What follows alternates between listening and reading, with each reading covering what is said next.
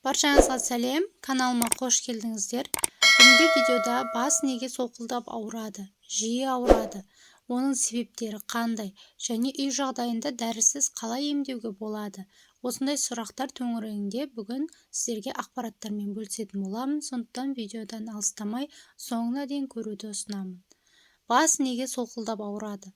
Бас ауруы адамға әртүрлі дәрежедегі ауырсыну әкелетін және көп қолайсыздық тудыратын сырқат.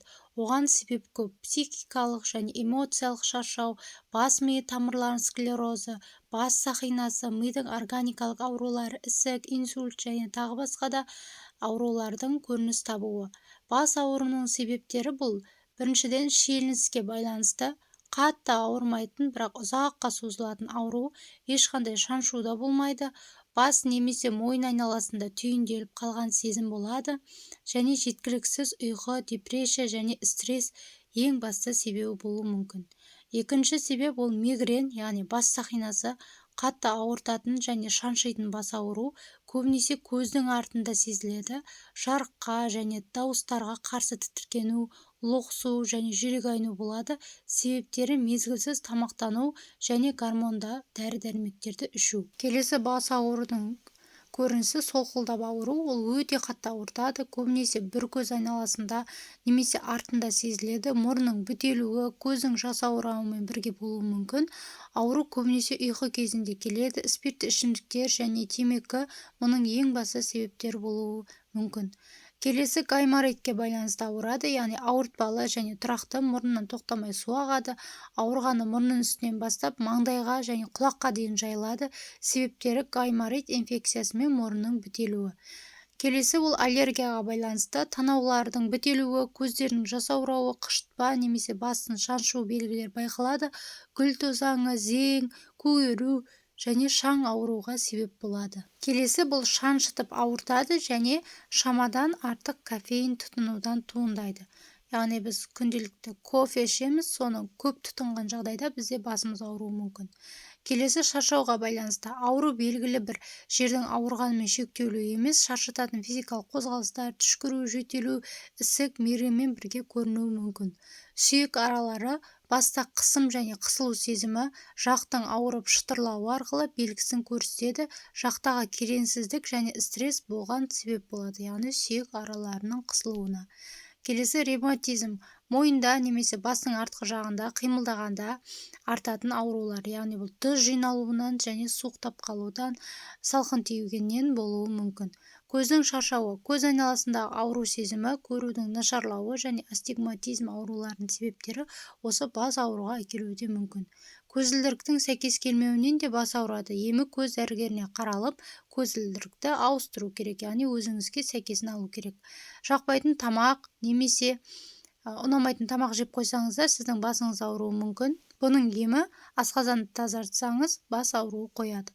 Келесі қаназықтан да бас ауруы туындайды. Белгілері: бас ауырады, көздің қарашығы ұлғайып, маңдай мұздап, тамырдың соғуы әлсірейді. Бұның емі: басыңызды орамалмен қатты таңып, тегіс жерде шалқаңыздан жатып, бір сәт демаласыз, кейін кофе немесе қою шай ішесіз. Жалпы ой еңбегімен айналысатын адамдар күніне бір мезгіл таза ауада серуендеуді ұмытып, күні-түні қағаздан бас алмаған кездерде бас ауырады. Бұның емі: легенге ыстық су құйып, 15 минут аяқты толарсаққа дейін малып отырыңыз. Бір шай қасық жалбыз шөбін бір кесе қайнаған суға тұндырып ішіңіз, кейін демалыңыз. Және ой еңбегімен шаршап жүрген адамдарды балық жегені пайдасы мол болады. Бас ауруына бас сақинасы, желке және жүйке неврологиясы да себепші болады. Бұл аурулар негізінен жүйкенің жұқаруынан, әлсіздіктен туындайды. Белгісі: бас ауырады, аурушаң болады, ашушаң болады, сіркесі су көтермейді. Бұлардың емі: мазасыз ойлардан арылып, жақсылап тынығу керек. Шай ішу қажет. Жұмыртқаны шикілі кесеге жарып, үстіне қайнаған су құйып, әбден араластырып, осындай қоспаны күнде аз-аздан ішсеңіз, жүйке ауруынан құтыласыз. Және жүйкенің жұқаруы. Бұл ауру мұғалімдерде жиі кездеседі, яғни бұндайды ұстаздардың кәсіби ауруы десе де болады. Емі: күнде бір ас қасық бал жеу керек және қалақай, дәрілік өсімдіктермен емделу керек. Маңдайға жұқалап кесілген шикі картопты таңып қойсаңыз да болады. Таңертелік аш қарынға айран ішкен бас ауруына 1000 да бір емі болады. Басыңыз ауырған кезде Қос қолыңызды шынтақпен қоса ыстық суға малып отырсаңыз, басыңыздың ауырғаны қояды. Ыстағы су салқындап бара жатса, ыстық сумен араластырып, температурасын бір қалыпта ұстаңыз. Жалпы бас ауруы кез келген адамда кездесуі мүмкін. Оның пайда болуына қан қысым көтерілуі және төмендеуі, ауа райының өзгеруі, жұмысбастылық, шаршау, қан аздық және басқа да жағдайлар себеп болады. Егер сіз бас ауруын дәрінің көмегімен емдегіңіз келмесе, мына әдістерді қолданыңыз. Аяғыңызды суға салыңыз. Басыңыз солқылдап ауыра бастаса, дереу аяғыңызды ыстық суға салыңыз. Ыдысқа тері күймейтіндей ыстық су құйып, аяғыңызды саласыз. Бұл емді 15-20 минут қабылдасаңыз, керемет жеңілдеп қаласыз. Нәтижесінде қан ағысы ретке келіп, қан қысымы төмендейді. Келесі зіңбір шайын ішіңіз. Бір кесек зіңбірдің тамырын үкіштен өткізіп, шәйнекке саласыз. Үстіне қайнаған су құйып, қақпағын жабыңыз. 10 минут демдеп қою керек. Осы уақыт ішінде емдік шайды аз-аздан ұрттамнан ішесіз. Кофенің де бас ауруын қойдыртатын қасиеті зіңбір шайынан кем емес. Бұл екі сусынды да бас ауруын емдейді, бірақ бір кесе сусыннан кейін өзіңізді жақсы сезінбесеңіз, артық ішпей-ақ қойғаныңыз жөн. Өйткені ол керісінше әсер етуі мүмкін. Сонымен қатар басыңыз жиі ауыратын болса, онда қою тағамды көп жемеуге тырысыңыз. Тағы бір әдіс дымқыл дәке қолданыңыз, яғни бас көбінесе мойынның бұлшық етіне салмақ түскеннен ауырады. Бұл жайсыздықтың орнын толтыру үшін түкті сүлгіні жылы суға малып, маңдайыңызға қоясыз. Ал егер бас ауруы тамыр жолдарының әсерінен болса, онда сүлгіні салқын суға салып қолданасыз. Және жаттығу жасасаңыз да көмегі тигізеді. Бұл әсіресе кеңсе қызметкерлері үшін керемет ем болады. Күні бойы бір орында отырып жұмыс істейтіндердің басы, мойны ауырады.